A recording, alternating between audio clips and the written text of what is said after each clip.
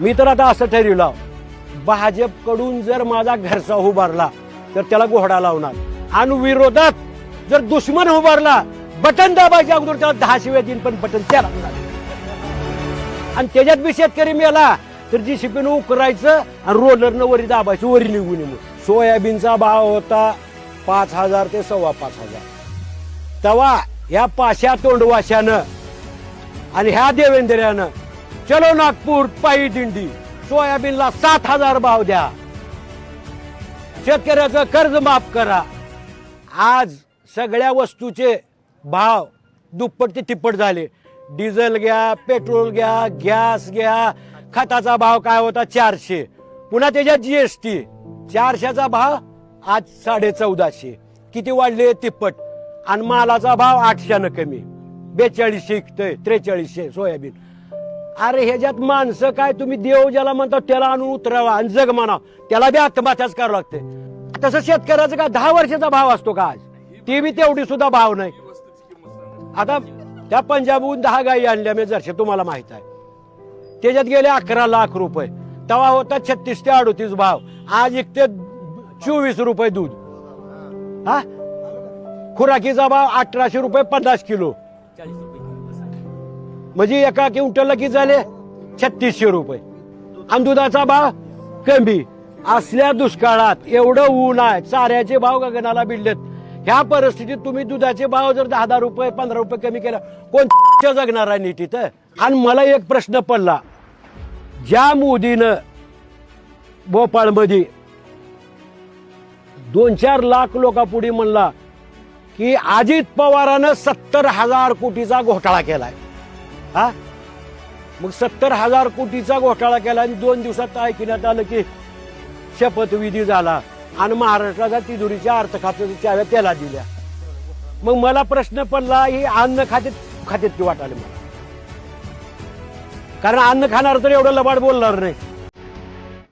100 कोटी पैसे लागले त्या केजरीवालच्या माग, कुठं सापडालं नाही. 1.5 वर्ष झालं ईडी छापे मारून 25दा बेजार आहे, 1 रुपया सापडला नाही त्याला मधी. आणि 70 कोटीवाल्याला मुख्यमंत्रीपद. वारे देश, ह्याच्या पैसे लोक मेले का देशापाठी? हा, आणि ती देव देव म्हणून.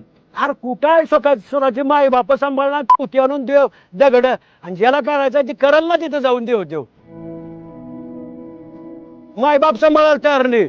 आणि राम राम. बर तुम्ही हिंदू आहो, राम दाखवला तुमचा, 10 फुटाचा मोदी 2 फुटाचा राम तुमचा, तरी मी तुम्हाला राग आला नाही. म्हणजे रामाहून मोठा आहे का मोदी?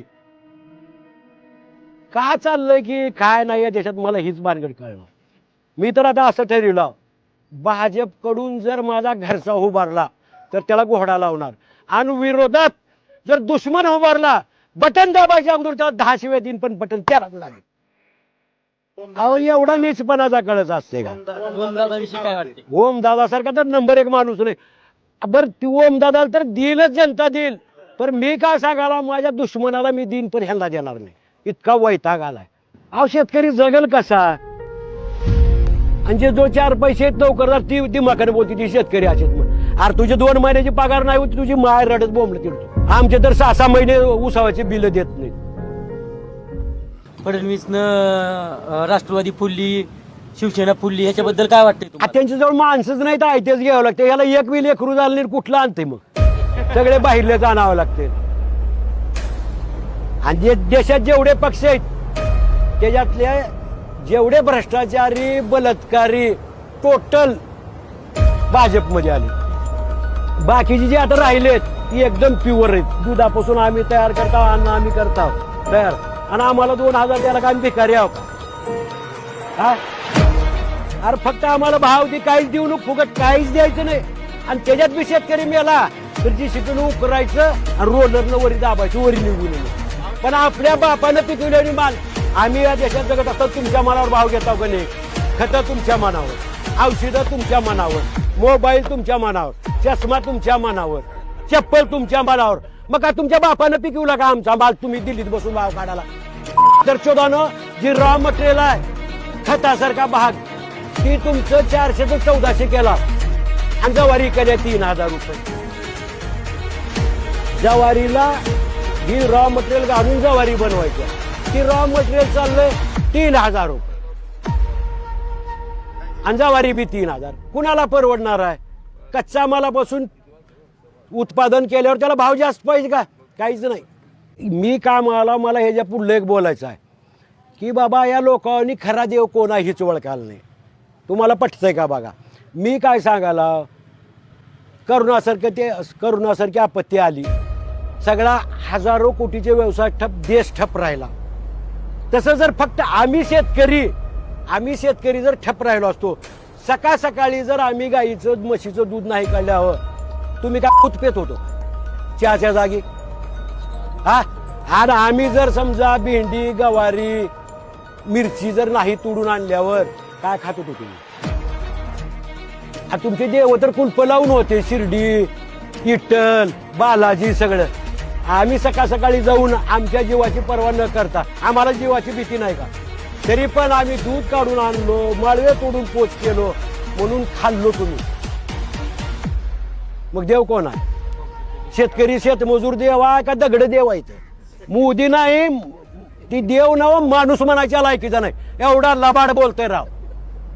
आजपर्यंतच्या इतिहासात मी इंदिरा गांधीच्या काळापासून आणीबाणी सुद्धा बघितलं, कुकडे बिकडे मध्ये घातलेला, पण एवढा लबाड माणूस बघायला नाही. आता ही लोकांना काय वाटतं भाजपचा?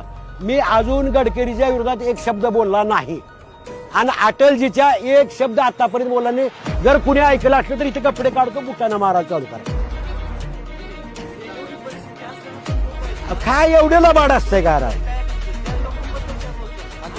काय बोलतात? अंधभक्ताबद्दल काय बोलायची गरज आहे? ती कायम तशीच राहणार. कारण आयते मिळालेलं असतंय, जेव्हा कष्ट करून खाल्लं त्याला कळतंय काय किंमत असते. आयते का बाळा लालची लोक, पैसे बिसे काय गुत्तेदारी. आमचा कार्यक्रम तसा नसते, शेतात काम करायचं आणि येऊन बोलायचं.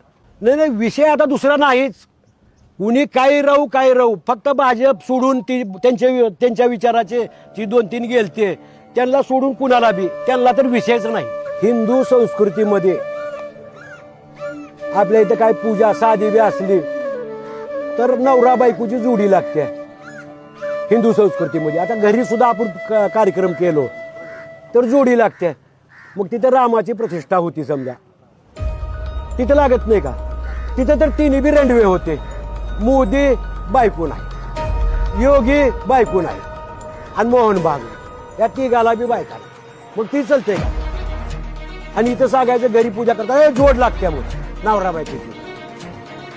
बरं, ही मला एका गोष्टीचं वाटतंय की बाबा हिंदूला काय कळतंय का नाही. एक हिंदू म्हणल्यानंतर आता एक तर तुम्हाला रामाला मानावं तर मोदीला. राम देव असून सीतेपायी त्यानं जंगलात फिरला, सीते म्हणून.